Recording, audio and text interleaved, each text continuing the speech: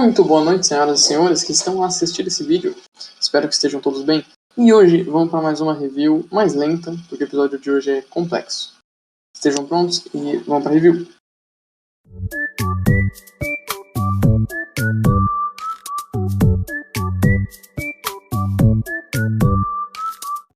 O episódio começa um dia após o incidente com o Menino da Espada. E eles se encontram na Domus Aurea, a Casa Dourada, que foi construída por Nero. E o clima é tenso. O Gal até perdeu o rostinho de psicopata dele, ele até perdeu o sorrisinho. Inclusive, todos são meio zoados com o Kian, mas isso logo passa. Logo, eles começam a adentrar as ruínas, e quando eles encontram uma estátua do Veritas, o Kian a encosta. E assim a gente tem uma ligação com o episódio 6 daquela cena da Celestine. O Kian volta para aquele momento, e logo ele acorda, porque a cena também não dura muito. E ele lembra de tudo sobre a Ordem Calamitas e desbloqueia suas memórias que haviam sido bloqueadas pelas máscaras, né? Então agora ele lembra de tudo e ele lembra coisas importantes como onde eles deixaram a relíquia de sangue, que foi na Domus Aurea. Então eles precisam continuar a explorar as ruínas.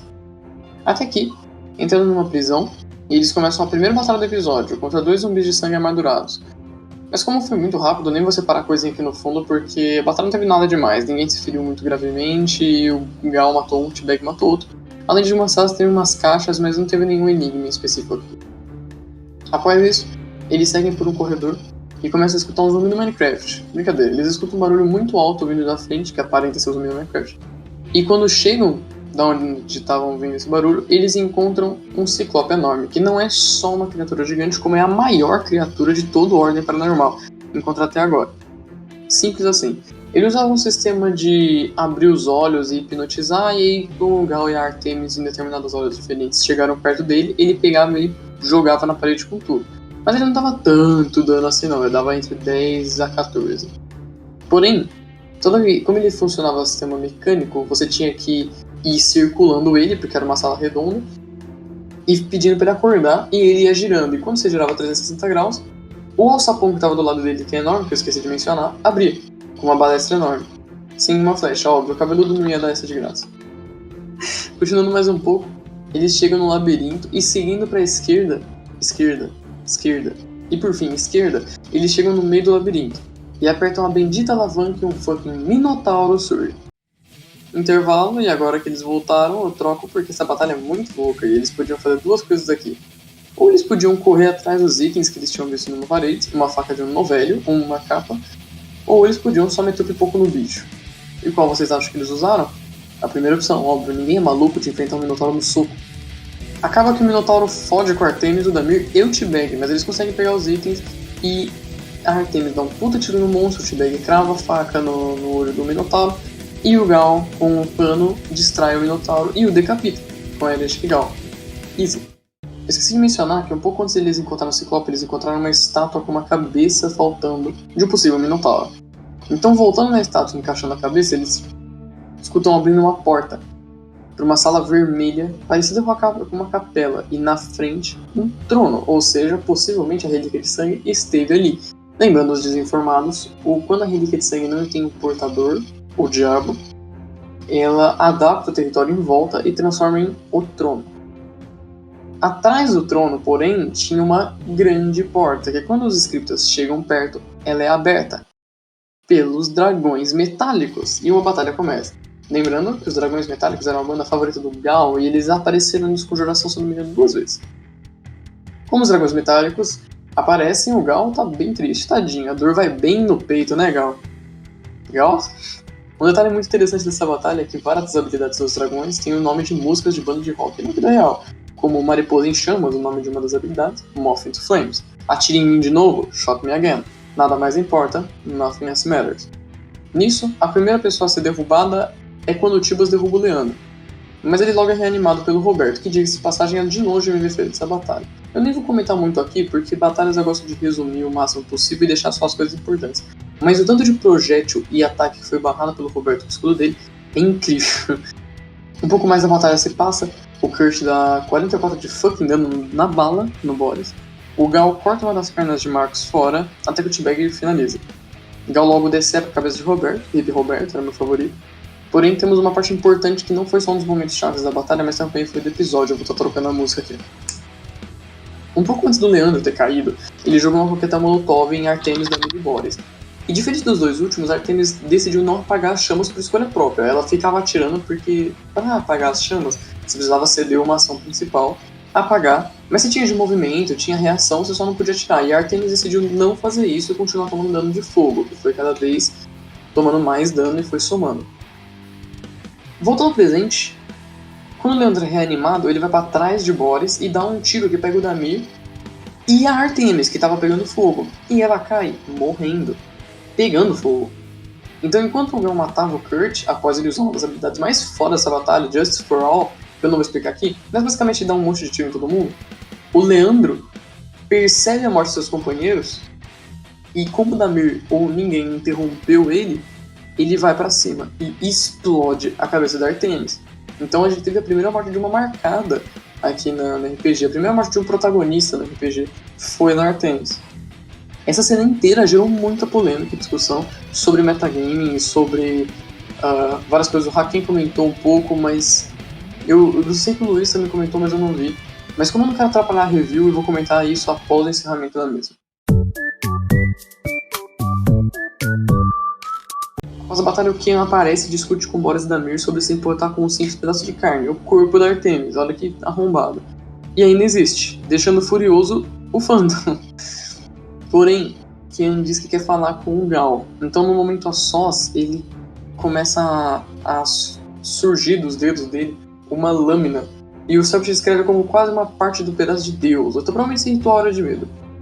E ele fala que além de o Gal ter uma irmã, ela tá viva em Tenebres. E o que é Tenebres? Eu não sei. A gente vai ter que esperar pra saber. E enquanto os outros estão saindo da sala, Kian trai o Gal e enfia essa lâmina na barriga dele. Cusão. E quando o Kian tá saindo da sala, lentamente, olhando com desprezo pro Gal, ele olha pra alguém e diz ter cumprido parte do acordo. E quando ele abre caminho pra pessoa passar, é essa cena que acontece. O meu lado do acordo tá cumprido. Ele é todo seu. Faz o que você quiser. E de dentro do corredor, você vê uma figura saindo das sombras. Uma figura, Gal, que você reconhece. Mas não pela aparência física, porque ela tá bem diferente. Você reconhece pelo olhar. O olhar de alguém que perdeu tudo.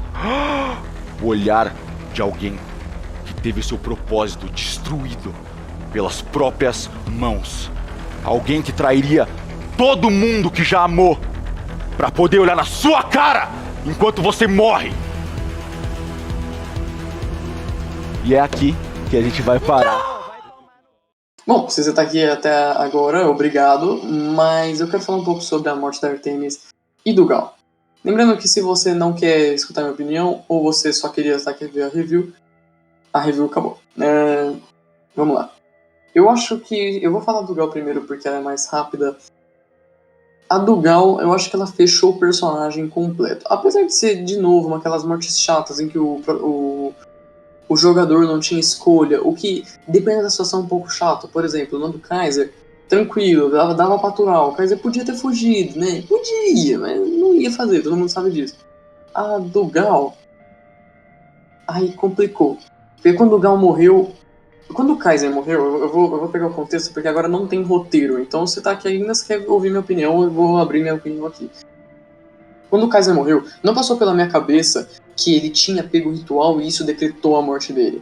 Porque ele podia não ter usado, se ele não quisesse. Então, pra mim, a morte do Kaiser é a mais impactante do RPG inteiro, por causa, mesmo assim, mesmo que fosse, em tese, planejado pelo Selbit. Então, quando eu só fui lembrar que o Kaiser tava com a morte meio decretada, tipo, uma semana depois do RPG, porque eu não lembrava do cristal de vida, e provavelmente nem o Calango lembrava. Mas, a do Gal não. Quando o Gal morreu, eu vi muita gente falando que também não, mas quando o Gal morreu eu me senti um gosto de... Por quê? Tipo, tá, não caiu bem. A morte do Gal eu não gostei. Foi a primeira morte que eu realmente ouvi e falei... podia ter sido melhor. O personagem Gal em si combinou com a morte dele, obviamente a morte dele foi injusta, né? Ele foi traído por Kion, isso, né? Pô, fecha com o arco de injustiça do personagem. Mas quando ele caiu no chão agonizando e a Clarissa entrou, eu falei, nossa, que porra, né, mano? Tadinho, tá ligado? Eu fiquei com dó do Gal. E principalmente agora que a equipe Kion tá sem 2 personagens, o Gal ter morrido podia ter sido abortado, talvez, pelo Kion, não, pelo Selbit. Porra, ia ser da hora. Mas ok, né? Não tem muito o que fazer. Então a gente fecha essa morte do Gal assim, e ficou meio sem sal, sei lá, tá bom.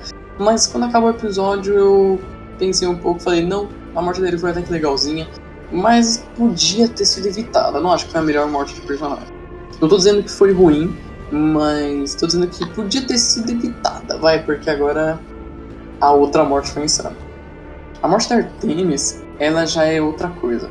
Porque o Gal, a gente não viu o pós, né? O Kim traiu o cara que tá desde com ele. Se não fosse pelo Gal, o Kim não teria voltado, e mesmo assim o Kim traiu ele.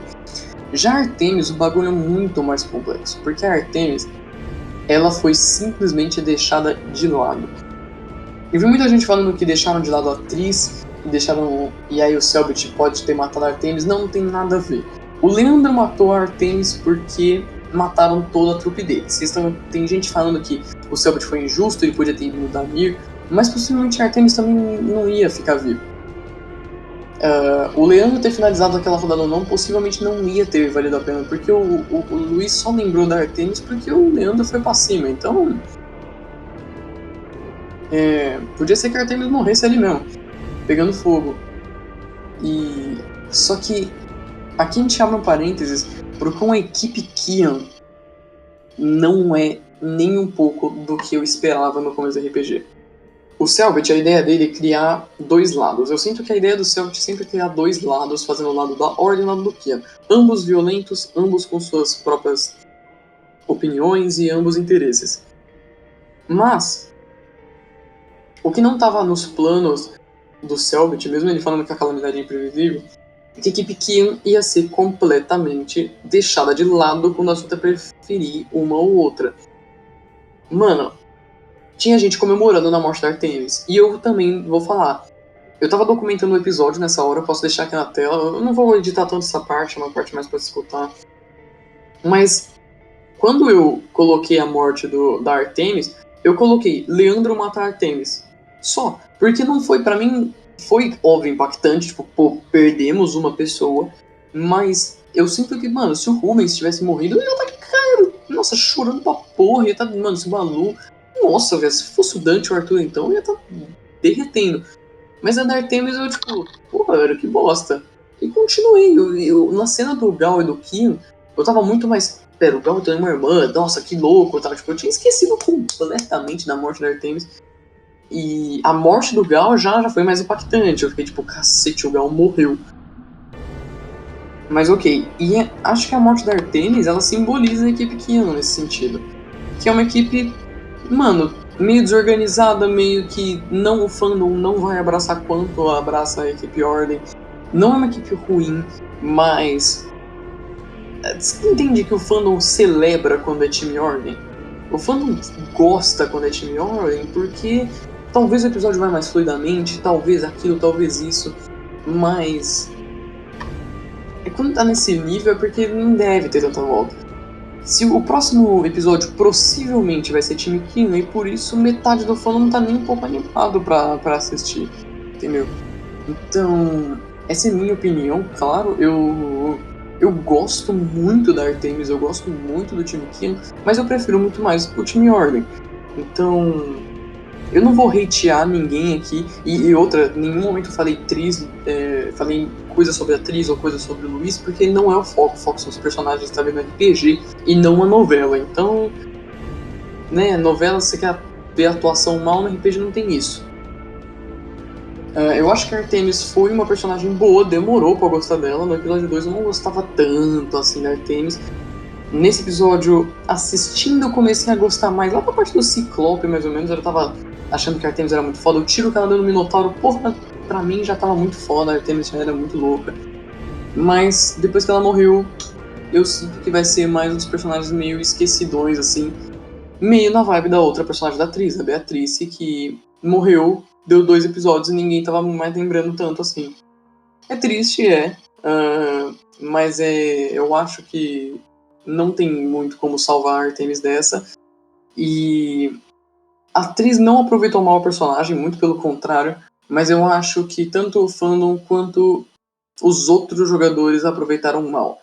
A equipe que não tá me agradando, eu não tô gostando de assistir tanto, e eu acho que a morte da Artemis é consequência disso, de uma má organização, de má relacionamento da equipe Kim, e eu não tô nem um pouco animado para ver próximos episódios da equipe. É isso, eu fui bem rígido ao meu ver. Se o Lucas OK estiver escutando isso, perdoe-me pelas opiniões desagradáveis aos personagens.